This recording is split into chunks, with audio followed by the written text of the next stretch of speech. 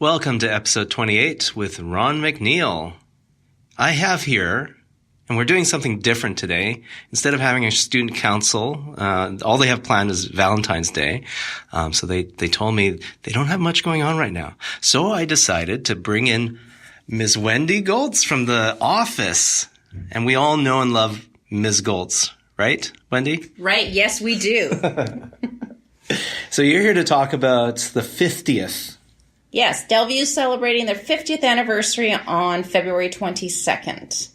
So what we're having an open house for all alumni staff and students that date back to 1969. Anybody who has crossed the halls of Delview.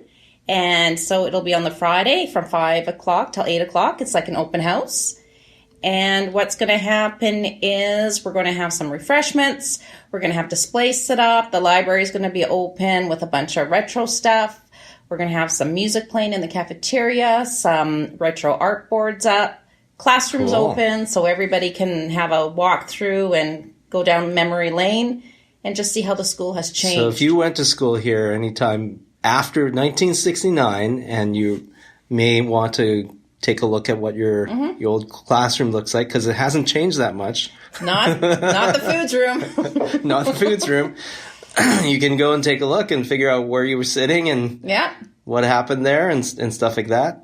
And I understand there's going to be like some old photos displayed. Lots of old pictures up, timeline of the school.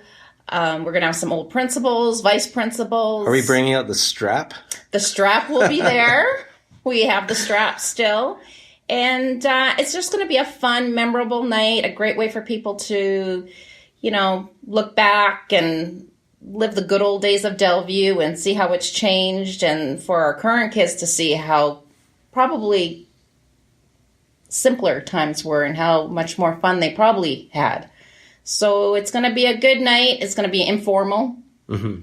And, come on out, have a look around. That's going to be a cool community event. So anybody out there who's listening, come out and join us, and we'll have a good time and trip down memory lane.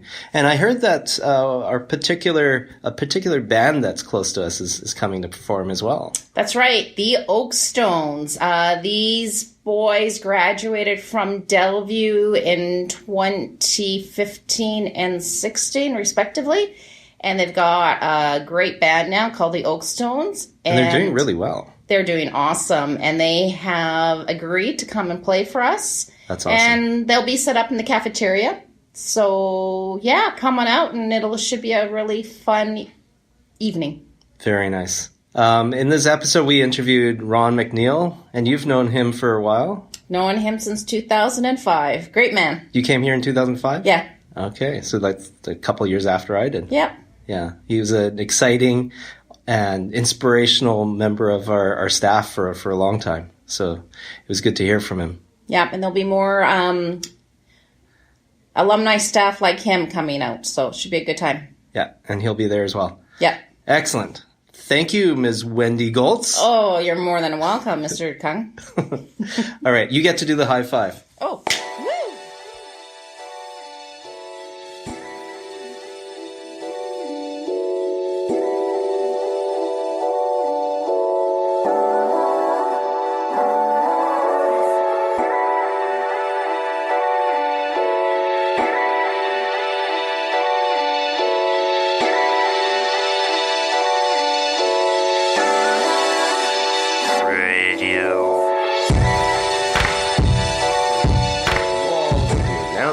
Nobody's listening, even if they're quiet. Yeah. Sometimes they're not actively listening, sure. Right? They've got other things on their mind. Well, you have to always be creative if you want people to pay attention. You want something unusual. Yeah.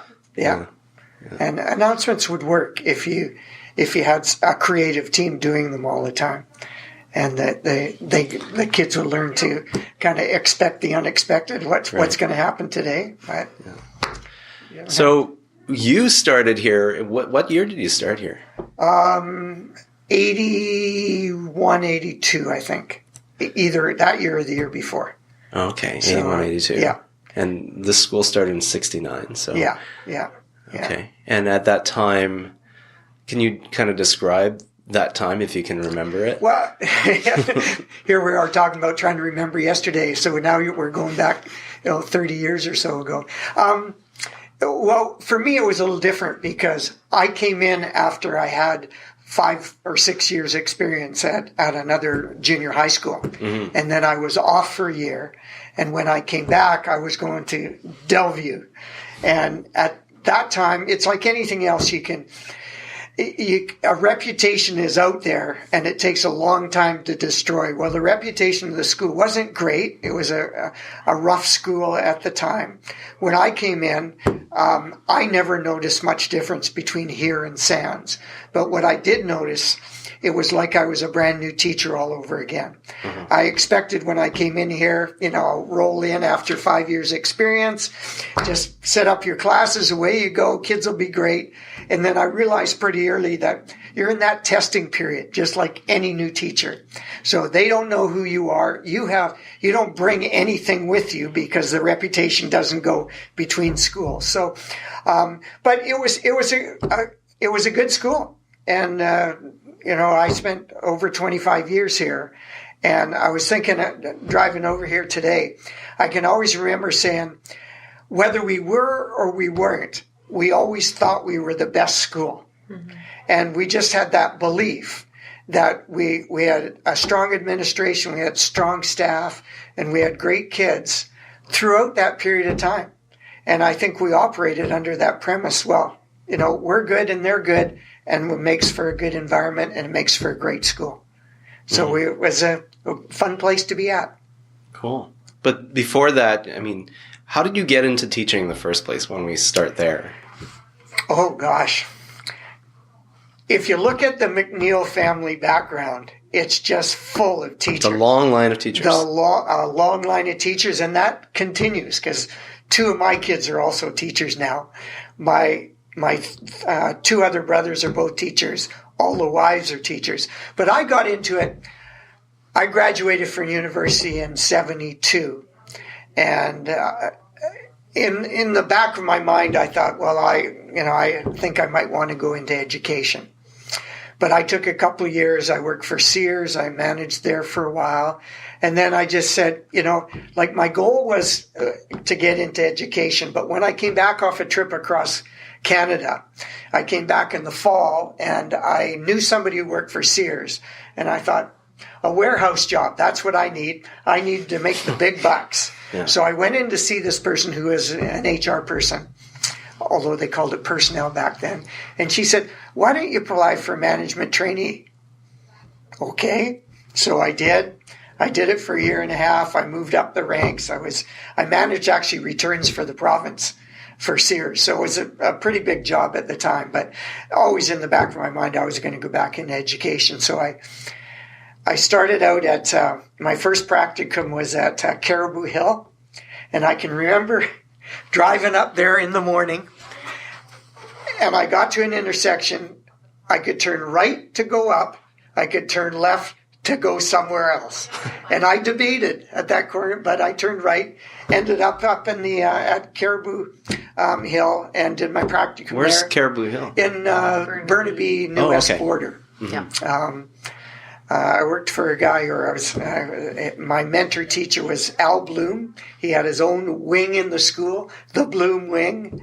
And so I had a 6-week or whatever practicum up there. And then my second practicum I did at North Delta. And before I was finished there, one of the teachers at North Delta had just been hired as an administrator at Sands, and Sands was opening in the fall. Mm-hmm. And so I was the first one actually hired for Sands.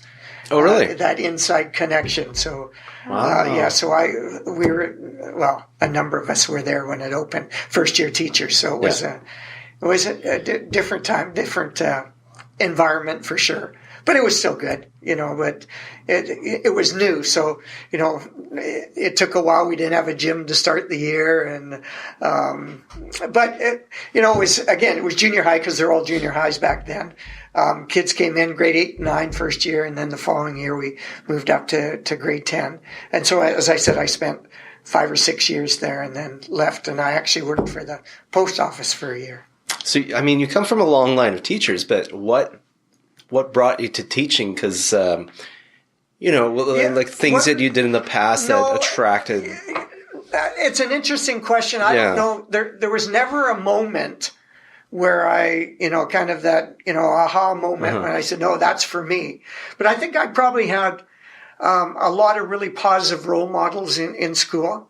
And I was, while I was finishing my university degree, I coached at North Delta, and I had some close connections with my mentors there. And they would have had an influence in me. And I just, I don't think there was a driving passion to get into it, but it was always a plan, part of a plan that I probably had from grade 8 on. Yeah. But were you involved in activities in high school and things like that made you want? Because if I think about you as a teacher in my years with you here, you were always kind of a leader. You started Thanks for Giving, which has become a tradition for us. You started a lot of things here that became traditions, and you were always kind of seen as the person to get up on stage and get the crowd going and things like that. If I look back into I grew up in North Delta. So, I went to Annieville Elementary. I was going to ask you that. Yeah. And when I came out here, I moved from Annieville Elementary. We finished there in grade 6. The transition year to get to high school was actually grade 8. That was the first year. Prior to that, it was grade 7. But there was no room for us. So we moved up. So we were in elementary school students at North Delta in grade 7. So I spent 7, 8, 9, 10, 11, and 12 there. It was a small school. I think we probably maxed out at about 450, 500. We knew everybody. And I was really fortunate in that the group of students that I went through, we had some outstanding individuals, people who were, they're involved. And they cared about the school. They cared about their lives too, but they loved going to school. And we were always, from the time I started, I was heavily involved. I was involved in, if there was something going on, to be honest, I was probably involved. I ended up in my grade 12 year, I was the prime minister of the school. So, we just did everything. And it was like, that's just the way we were. If there was a dance, if we planned the dance probably, but we went to the dances. We went to all the performances, the drama, the musicals. We all participated in the musicals. We played on all the teams. We're student council members. So, and then we had great role models, to be perfectly honest, at the high school in terms of teachers. And, so it was some of the best days of my life. We just had our 50th reunion last year. Oh, terrific. And it was, we had a huge percentage of the people came out. Yeah. And we had some real positive comments from other people saying, other teachers saying, you guys were so good. You don't realize how good as a group we were. And we didn't know it. We're just kids. Yeah. And, but only in hindsight, you're hearing the stories about, that was a special group that came through at that time. We still get together. We hadn't really got together, as a group, of the guys that I went, if I go back, we probably had a group of 20 kids that hung out together for all that time. We'd go down to one guy's house all the time. His parents were super. And from that group, there was 5 of us guys who got together again about 5 years ago. And we've met 4 or 5 times every year, and we have a great time together. As a matter of fact, I just had an email the other day saying, I'm coming in. Can we get together for lunch? So, it was a special time in our lives. Wow. And I think it carries over into the teaching profession. Yeah. And you're right. Wherever I've been, I like to have been involved. And you probably heard the story. This is Arnie Backer, the first principal I had here, told the story of 2 sides to the coin. On the one side, you have the academics, and the other side, you have all the social stuff that you can do in school. And if you really want to take advantage of your time at school, you have to spend times on both sides of the coin. And that was probably my philosophy anyways, without articulating it the way he did. But I adopted that, so I was always involved. And, if I look back at the time that I spent here, I had a great time here. And the great time for me was probably as much outside the classroom as inside the classroom. Because you mentioned the Thanks for Giving and the Spirit Days and tug of wars and bingo and all kinds of things. Christmas assemblies, they were always great. And kids come. The Spirit Day was, I don't know if you still do the Spirit Day, but the school was divided into red, white, and black, and the kids cheered, and we just had them rocking. It was a lot of fun. Yeah, it was a lot of fun. Yeah, we don't do the Spirit Day anymore. Yeah. We just have a Christmas assembly. Well, you have new traditions. Yeah. A new group comes in, and it's different because I know when, Nadia, when you first started, I think you were in that period of time where new teachers were moving around all the time. Yeah. We didn't have that. We had such consistency in staff. We had a couple of years where there's no change, not one. And so if somebody did come in, in all likelihood, they stay. And Randy Hillman. That's what happened to me. Yeah. When I came in, Randy, I don't know how many years Randy was here. But he was like the median age of the staff. When I left, he was still about the median. He was we just grew more experienced together. I was going to say older, but more experienced together. Yeah. So it was, there was probably 20 people who were here virtually the whole time I was here. Yeah. So, when you get that kind of, I don't know if it was a commitment or just a comfort level, whatever. I remember people asking me, you've been here so long, why don't you go somewhere else? And I'm thinking, why? Yeah. I like it here. Yeah. I like the people I Exactly. work with. You get that constant change because kids change, because that would be the argument. Well, it's the same all the time. How can it be the same? Every year you get different classes. And back then it was every 3 years you got a whole new set. There's the turnover in the junior high. So There's always something new. There's always something new absolutely. to learn. Yeah, Absolutely. And I think, have we been here? We've been here for 16 years? I started in 2004. So did I. In November. Yeah. Oh, When okay. did you get here? Well, September. Oh, well. The most you've experienced here. Yeah. When I first came here, I thought it was like magic. Yeah. Just everybody working together, students were involved. It was, wow, this is a great school. And people eat lunch in the staff room Yeah. together. So it was great. And the same reason that you stayed and why it's been, 16, how many years now? I think Okay. it's been 16 years. About 16 years of being at the same school. Yeah. Right? Yeah. Because I like it. Yeah. And if you like it, Why? yeah. We can always complain. There's always things to complain about. I'm sure, it's no different back then and as it is now. There will be things that make the job not as pleasant as you may like it. But overall, if you look at the big picture, I think you kind of go, no, it's good enough to keep me here, and I like the people I'm working with. It was funny because I know a month or two ago, they invited some ex-teachers to come in and meet with kids in the morning and just have a little roundtable discussion. And unfortunately, I wasn't able to make that one, but I remember one of the questions they asked was, can you come up with one word to describe, what it was like when you were here? And, that's I thought, a really tough question. Yeah. And I'm like, well, how would I answer that question? And I know I could use the word fun, but that's not what I really captures the essence. I think more the word I would use was supportive. I thought the teachers supported the students. The students certainly supported the teachers. The admin supported the staff. I think by and large the parents supported the school.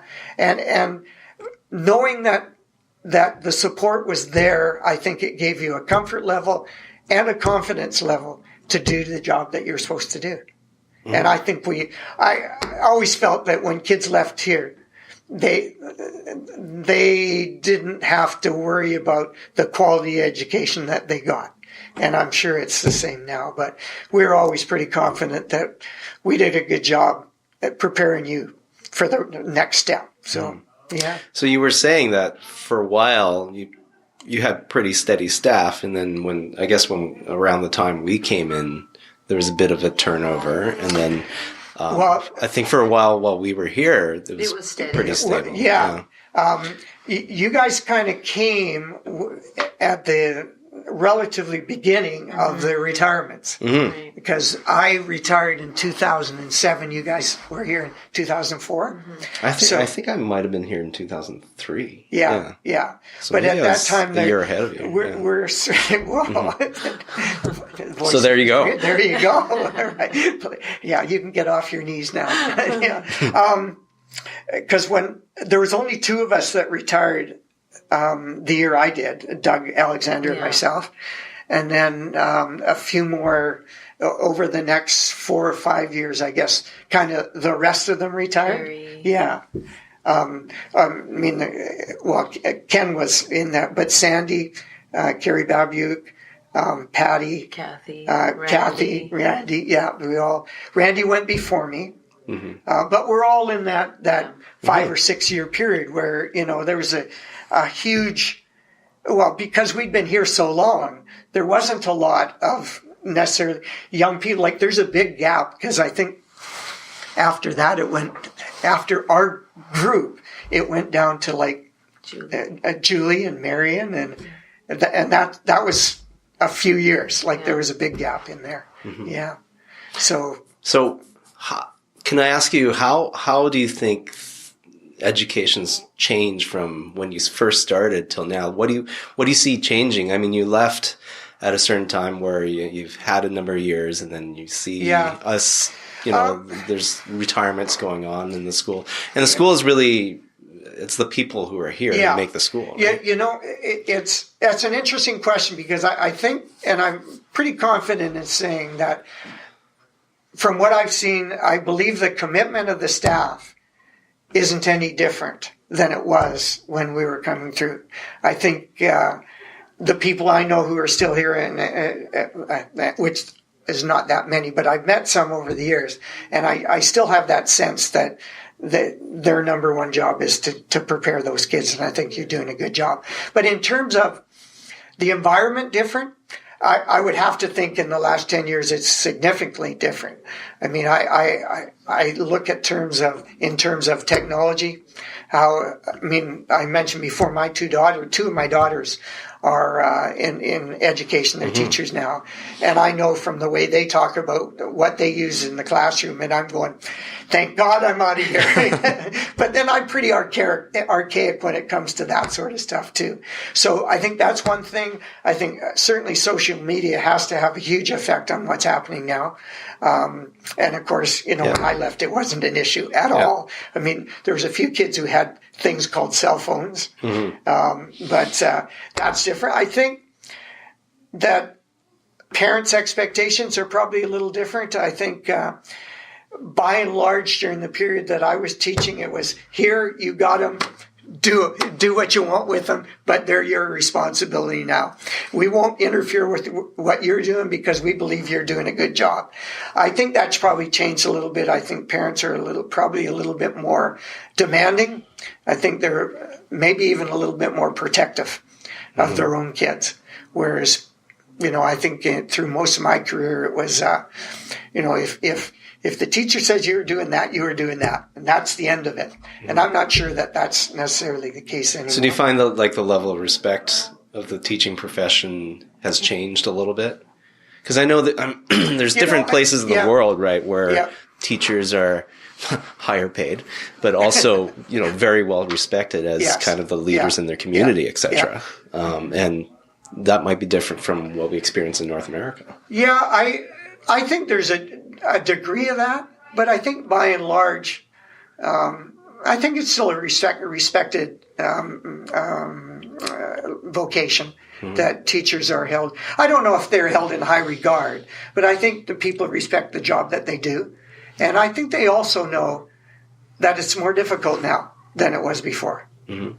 I think they're, the people I talk to in my area, it's always, how do you do it? How do you put up with this? Or, isn't there a lot of this sort of stuff going on? And, like it's almost like they believe there's a disrespect mm-hmm. that is occurring between students and staff and administration, which I don't think is necessarily the case. I don't think it's probably much different now than it was when we were going. Mm-hmm. That's my belief. But you'd have to bring me into a classroom to see that. But yeah. Well, it's funny because when some people say that this has changed and that has changed and it's gone worse, it's always getting worse, right? Whenever you talk to people who have moved on or whatever, and not you're staying pretty positive, Mr. Ron McNeill. Yeah. But I've talked to some people who said, "Oh, things have changed. The old days were better," that kind of talk. Yeah.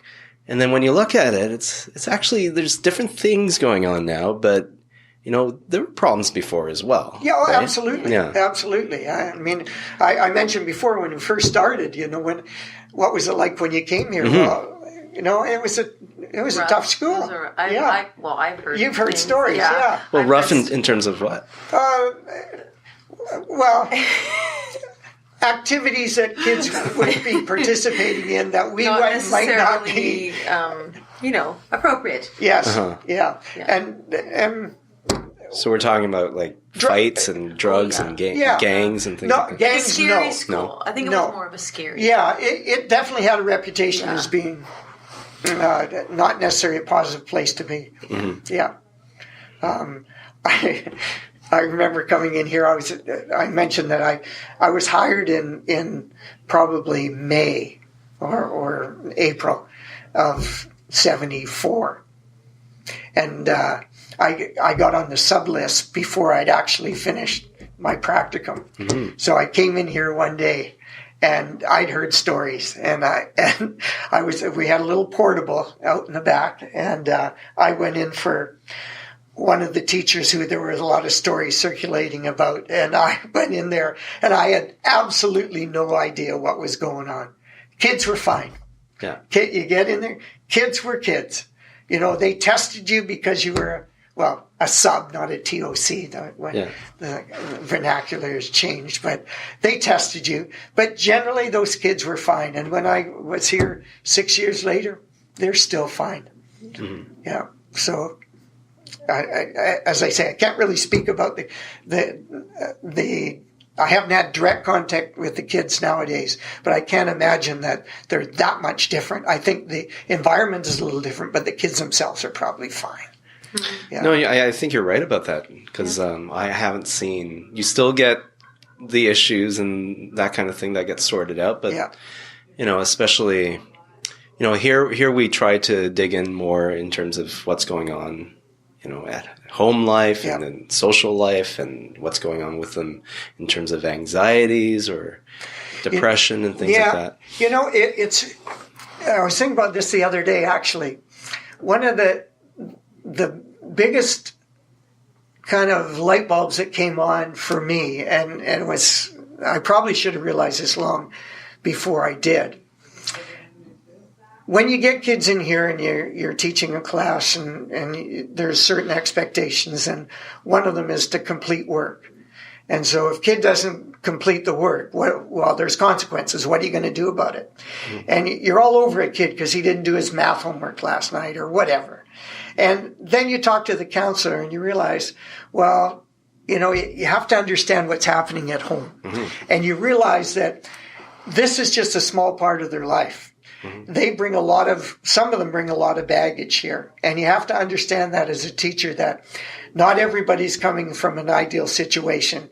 And sometimes you have to adjust what your expectations are. Mm-hmm. And after I kind of heard some of the stories about what kids are doing, I was a little bit more sympathetic when I heard excuses about why things weren't done, right, or why a kid wasn't being cooperative in class, or why he skipped, or whatever. There's always a lot more to the stories. I always found the counselors to be a great source of information. Right. And, I think probably the same now. We were blessed with great counselors when I was here. And they were highly involved in the kids' lives in terms of helping them along. They kept us informed, I felt. And they were always a good sounding board for me. Fortunately, I didn't have to use them a lot, but I always felt that they were there and ready to help if you needed help. Yeah. So. It's still the same. And I remember that.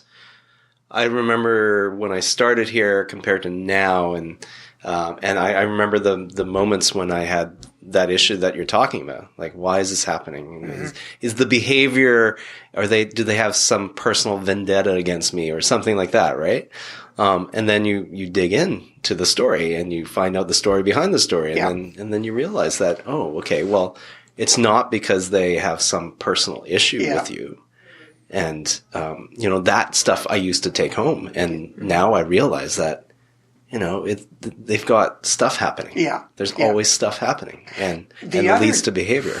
The other thing that's kind of tied in with that, too, is that I don't know what you guys are like when you first started, but I was going to save everybody. Mm-hmm. There wasn't a kid you couldn't reach.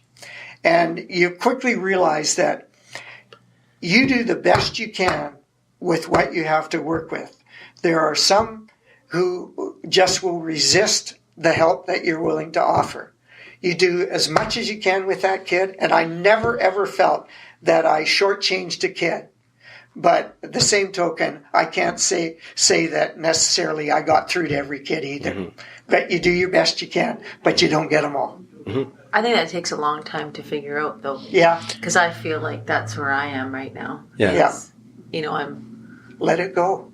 Yeah, like there's only so much as a person, right, foremost, that you can do. Right. And you just have to... It's a hard learning curve, for sure. Yeah. But I think at least you have that. Like, at least you care enough to have that, right? Yeah. And that's a good thing. Mm-hmm. But then over time you realize that, there's only so much you can do. Yeah. And I always, when it comes up that there's something going on, let's say outside of the building, like there's only so much you can. You don't make house calls. You don't follow them home and make them do their homework or whatever. Yeah. There's only so much. Yeah. It's not that you're limited, but it's just that there is a limit to the amount of help that you can give and have it received in the way that you would hope it would be received. Mm-hmm. And, taking things home, I mean, we all took things home with us. We always do. I mean, some people are fortunate enough, I guess, that either, one, it doesn't bother them, or two, the circumstances don't arise very often. But I can remember a couple of nights where things have just, gone crazy during the day. And, you may have got upset with a kid and said something to the kid that, in retrospect, you probably shouldn't have. You go home and you think about it all night. Well, okay, I got to talk to this kid the next day and set the thing straight. And you go into the class and it was like, oh, really? Did you say that? And why do you worry about these things? But I think we all do. Yeah. We take the job home with us.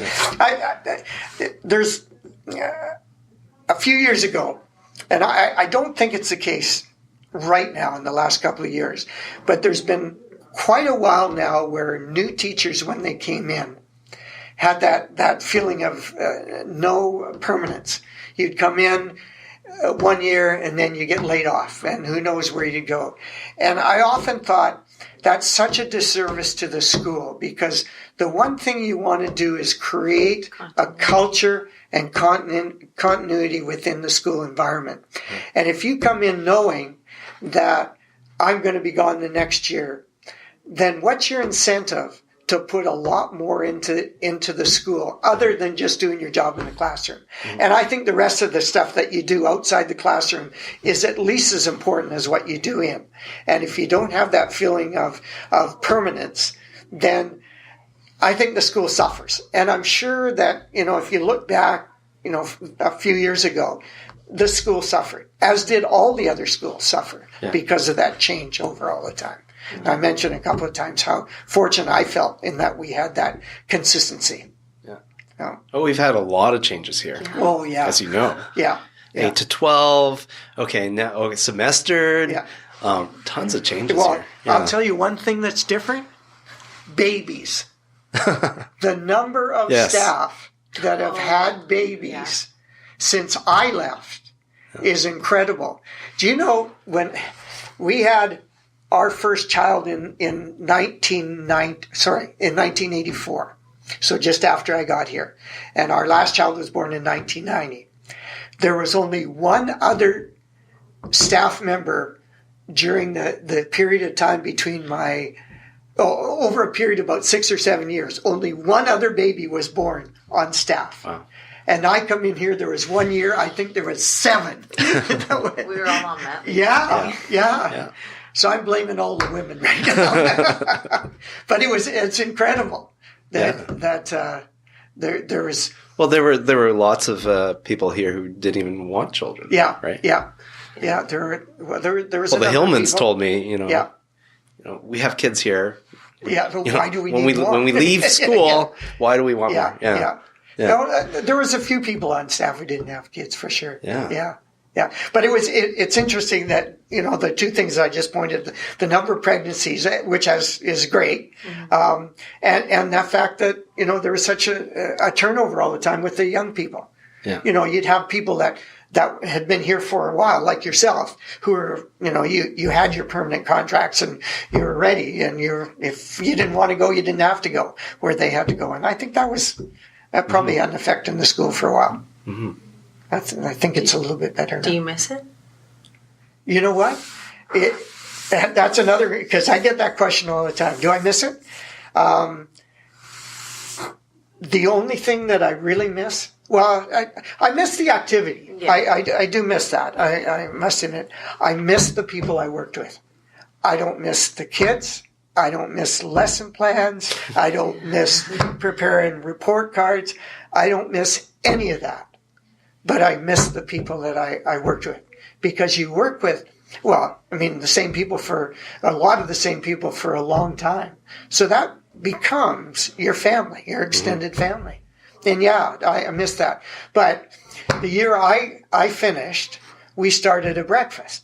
Mm-hmm. So we have twice a year, we have a Delview retiree breakfast. Yeah. And we get 25 to 30 people each time. Yeah. And so, we don't get that daily contact, but you see people, on a regular basis, which is great, I think. Yeah. So now that you're retired, if you were to give somebody advice who was retiring, like what would be the perfect transition, or what would be the perfect retirement plan? Like, because I've thought about it, even though I'm not really that close, because halfway, really? Yeah.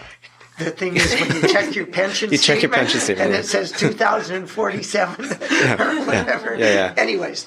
Because my dad retired, and for a while, he didn't have anything to fall back on. Yeah. He wanted to maybe try golf, or, but he was a Hobart guy, so he would go around fixing stuff all the time, using his brain, problem solving, and then all of a sudden, retirement. Yeah. And I think there was a period of a year where he felt really bad about it until my son was born. Yeah. Yeah. So when Miles was born, then he became, now I can plan stuff with the kids, right? Yeah. So, and now it's my daughter that he's working with. Well, the biggest thing that I found, and I have to admit, I love the time off, but I struggled with time. Because the best way to retire is with a passion for something else. Yeah. And I didn't have that passion for something else. And so you're continually seeking things to do. Mm-hmm. And I could always fill my days, but I didn't have necessarily something that I'd wake up in the morning and go, I can't wait to get taking pictures because I love, or I can't wait to get to the wood turning stuff because, I just love doing that. Or, the next trip is where, and we're off to do this. And so if you're going to make a transition into retirement, you better have something that you're planning to do other than just go, okay, I'll wake up today and I don't have to go to work. Yeah. There's got to be more than that. So that's the biggest thing as far as I'm concerned, is to make sure that, as best you can, have some plans of what you're going to do and how you're going to use your time.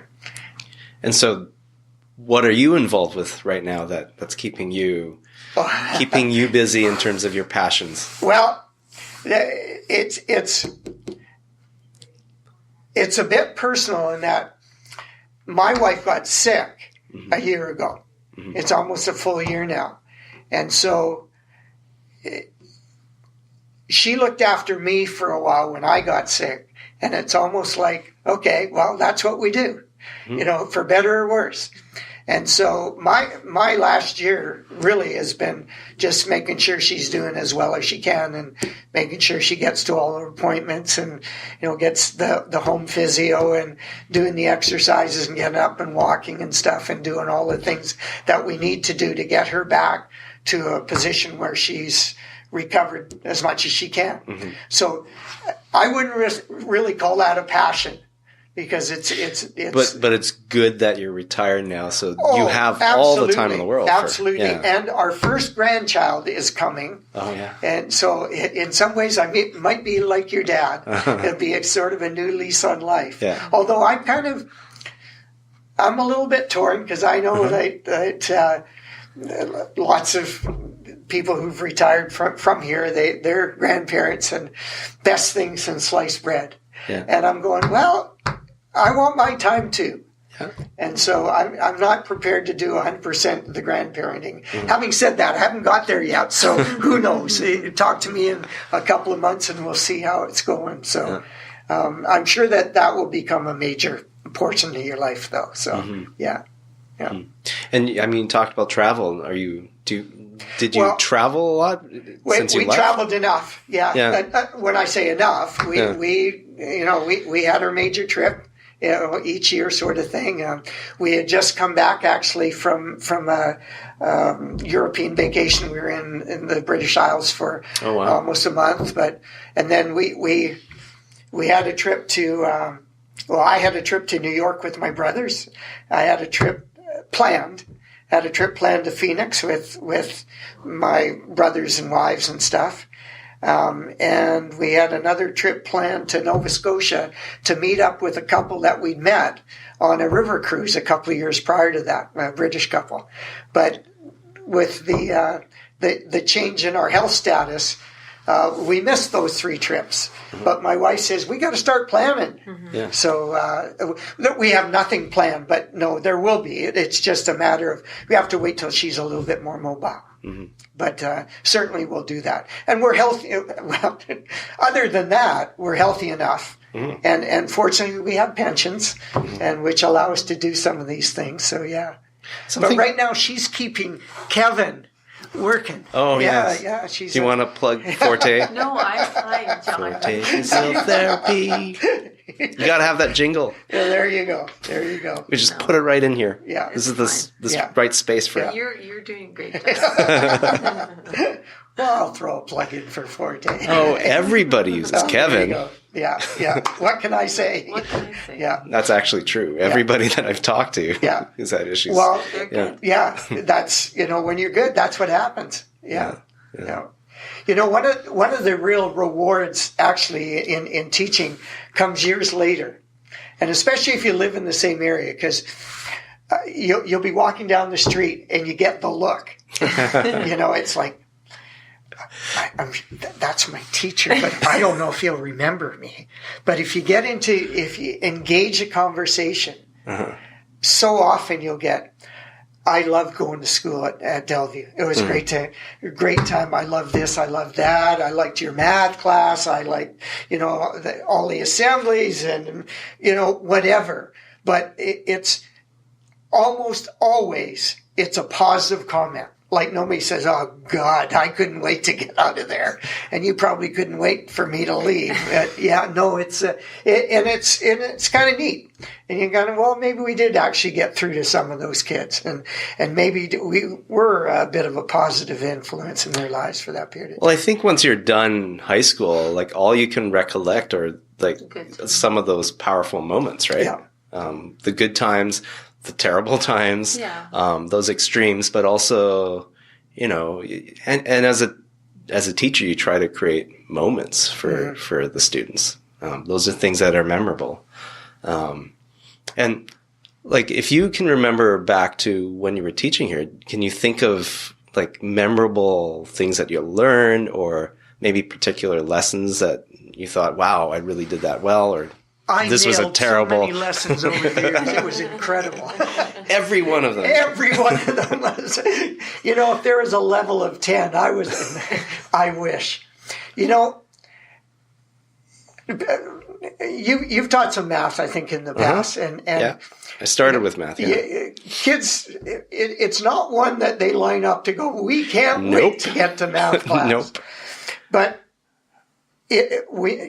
we must have created, or I must have created an environment such that they may not have liked math, but they didn't mind going to math class. Mm-hmm. So specifically, I mean, I tried to be as creative as I could be. I tried to involve the kids as much as I could in the classroom.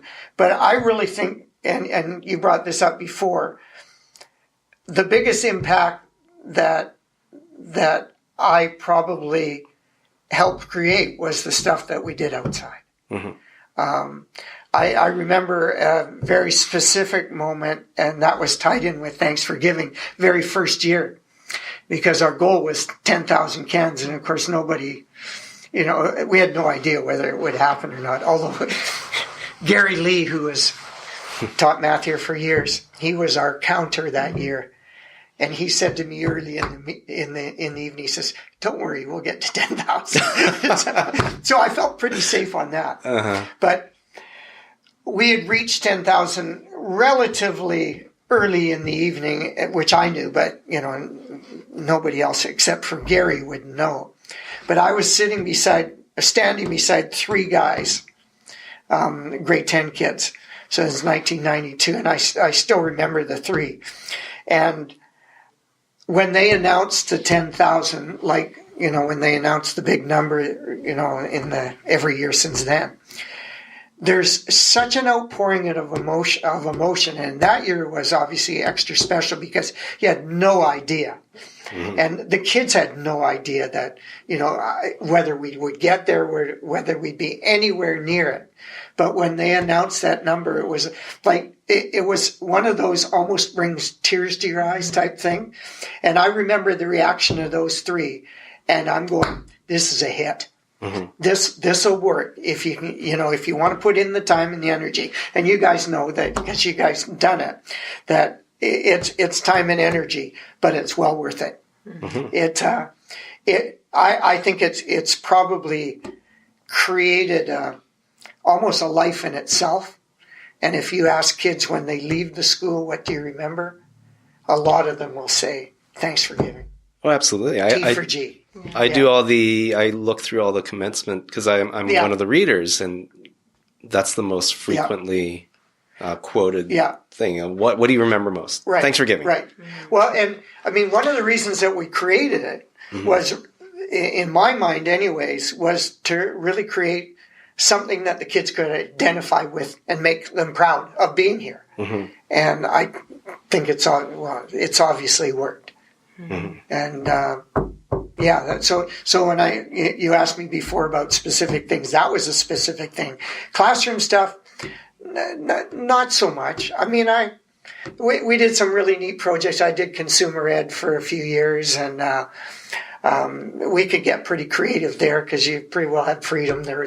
You didn't have IRPs to worry about. You just did what you wanted to do, and I thought we were able to create some really neat things for back then, where kids had to film things or do research into apartments that was so far beyond where they were at the time, but was a great teaching moment. Mm-hmm.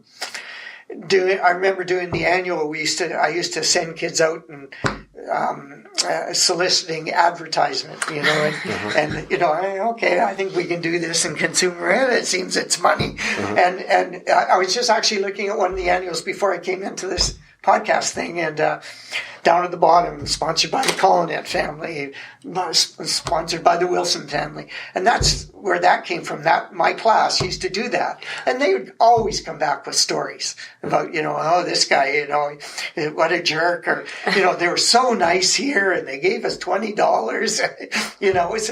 Those are special moments, and I'm sure there's lots of them, but I wish my memory was as clear as some people I know, and you can look back and say, remember back in 97 when we did that? No. Oh no, you did this. Oh, okay. Well, you take what's important and leave the rest, right? Yeah. But I remember, I don't know if you were here at the time we did Spirit Assemblies. Yes. Okay. Yeah. The one year we introduced the tug of war in the Spirit Assemblies. Mm-hmm. And I would dress up and I would have a layer of white, a layer of red, and a layer of black. But it'd be underneath a big coat. I could get arrested now, but anyhow. and I'd ask some teachers to go pick out some kids and we'll have a tug of war here. And so we'd go red versus black. And of course, then I'd pull off one layer and it'd be red and the place would go crazy. And then they'd do the competition and the black team would win. So I'd rip that off and I'd be all in black. And then the white team would come up and they'd win. I don't know. It always seemed to work out. But things like that and the kids would go out and they'd be excited and, in the hallways after great assembly. And that was special. Yeah. Yeah, and every once in a while, the administrator would actually acknowledge you. Oh, good job. Because I remember Patty Hillman and I, we'd sit in the staff room after one of the awards nights or whatever, and you'd just be sitting there and kind of waiting to see if anybody said anything. I mean, all the rest of the staff was so supportive, but you'd be kind of, okay, is Carl going to come in? Is Brent going to come in? Is Don Hack going to come in? And inevitably they would come in and say, oh, good job. Kind of go, I think it was better than a good job. It was a great job. And the kids enjoyed it, the parents enjoyed it, and all that stuff. So, when you finish your careers, I hope you guys can look back and say, I remember, even though our memory might not be that clear, you can say, do you remember back when I did this? Or I remember back when I did this. I remember I did with Steve, that kid. And it was just so rewarding for me. And I'm sure you'll have those moments, but that's what kind of gets you through it too. Yeah. So you can, you look at the end of a year or end of a day even, and you go, it was a good one. There's a lot of those. There's also the flip side. Yeah, absolutely. There is. Always, yeah. I don't think you stay at it this long, though, unless there's a lot more of the other ones. Oh, yeah, for sure. Yeah. I think I was looking through the annuals, and there's there used to be a rocket club.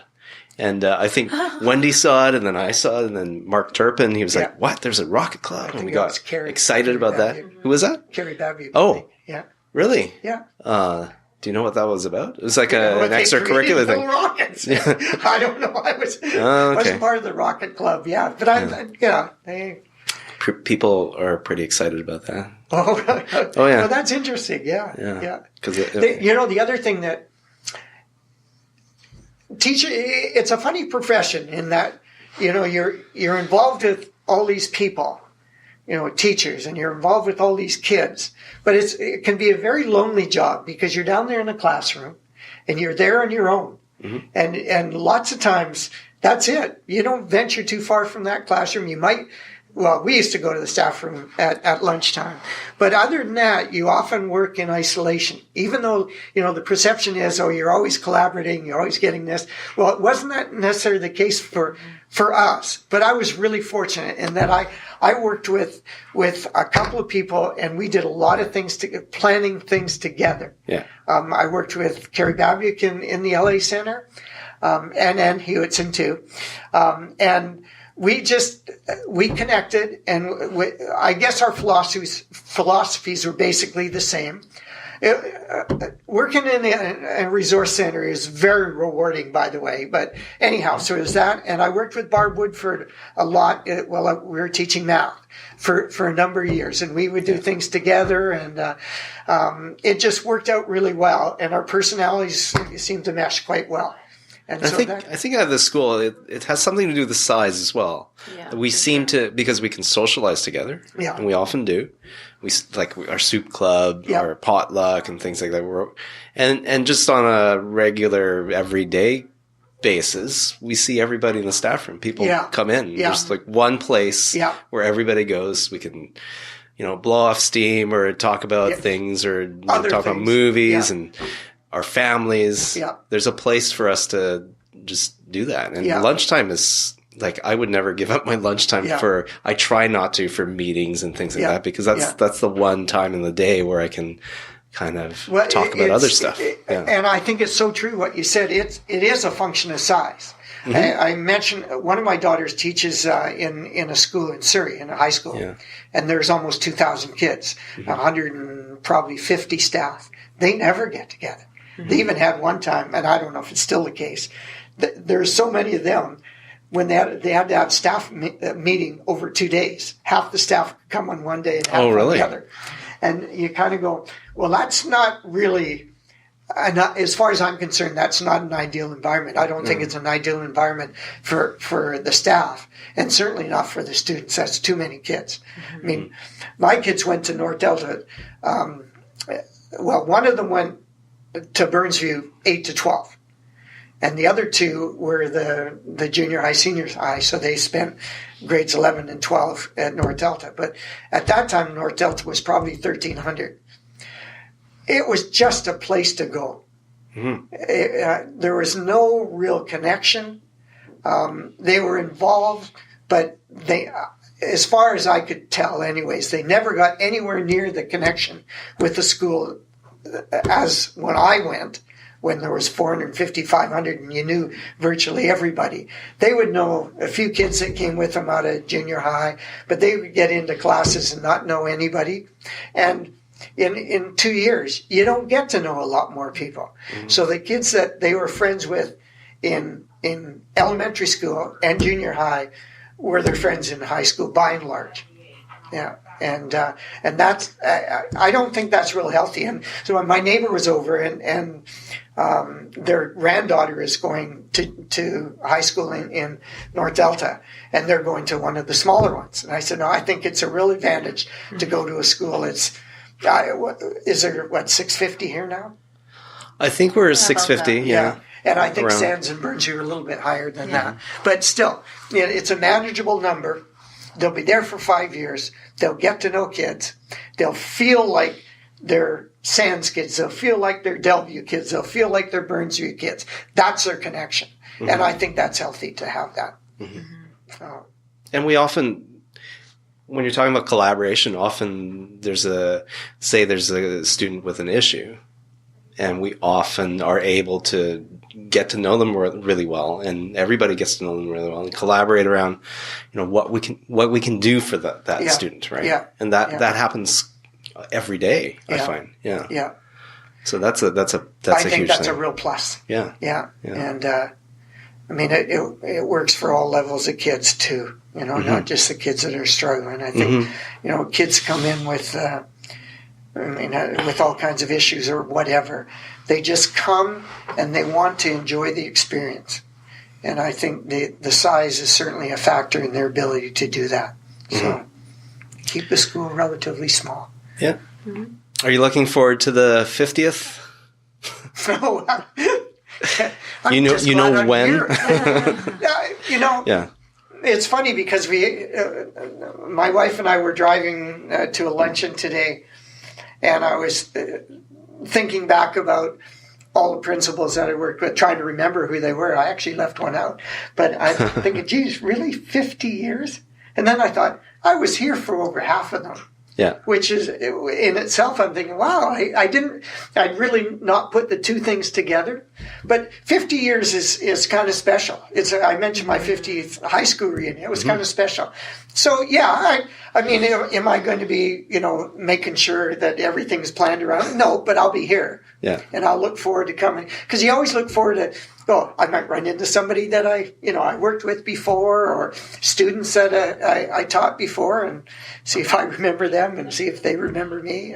Yeah. So it'll be fun. I don't know. I'm a big proponent of reunions. I think by and large they're good. I think that if people go out of their way to get to a reunion, they had a good time, and therefore, they're going to have a good time when they get there, and they're going to share that. I missed all my reunions. I don't know how. I never was told. I went There's to no a small memo. school too. Yeah. Oh, really? So yeah. Did you go to your reunion? I went to my 10th. 10th? I went to my 20th. See, I missed them. And my 25th is coming up. Well, we had, I suppose we had a reunion at 5 years or something like that. And then I think we had one at 10. And then we had one at 47. Oh, wow. No, there was one in between, but it was a school reunion, like north of the 50th or something in there. But we never planned one.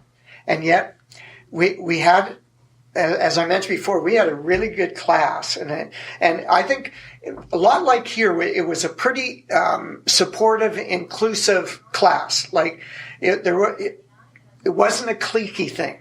Like people got along and you talked to everybody. As I mentioned before, I hung out with the same group of people, but it wasn't to the exclusion of anybody. We went into class and we talked to everybody. So, oh God, where was I going with it? See what happens when you get to be this old. I lost my train of thought here. Reunions. Anyways, it'll come to me. At the end of this podcast. Yeah, at the end of the podcast. Yeah, exactly. What was I going to say on that one? Anyways, it doesn't matter. Well, do you have any, you've given us a lot of advice about retirement, about teaching. What kind of advice do you have for... It's funny. You should say that because I try not to give advice to my own kids, but probably always do. Well, when we're listening to you, you're talking about your experiences. Yeah. That is something that we can learn from. Well, right? That's what I mean. Yeah. I think it's always good to hear people's stories. Mm-hmm. Sometimes you agree with what they do, what they're telling you, or events that they're talking about. Other times you kind of go, "Well, that was okay for you, but I don't think I could have done that." But I just think we all benefit from hearing each other's stories, and so this is fun for me to sit and talk about what it was like when I was here, because it is probably a lot different now. I hope in sense of the sense of school is still here, of Delview, because that was always important to me. But I can't emphasize enough how much I enjoyed my time while I was here, and how rewarding it was personally for me. So I was glad to do this. Well, it was really nice having a conversation with you, and I see you at the 50th. There, February 22nd. February 22nd. Yeah, you remember the date, at 5 least. 5 till 8 or 9, I can't remember. Yeah, it's on the signboard. It's on the signs. Just go look at the signs. Yeah. Thank you, Mr. Ron McNeill. You're very welcome. It's always good to have you back here. You visit quite often, so this is good. You've never really left here. No, that's true. Yeah. Excellent. Yeah. Thank you. You're very welcome.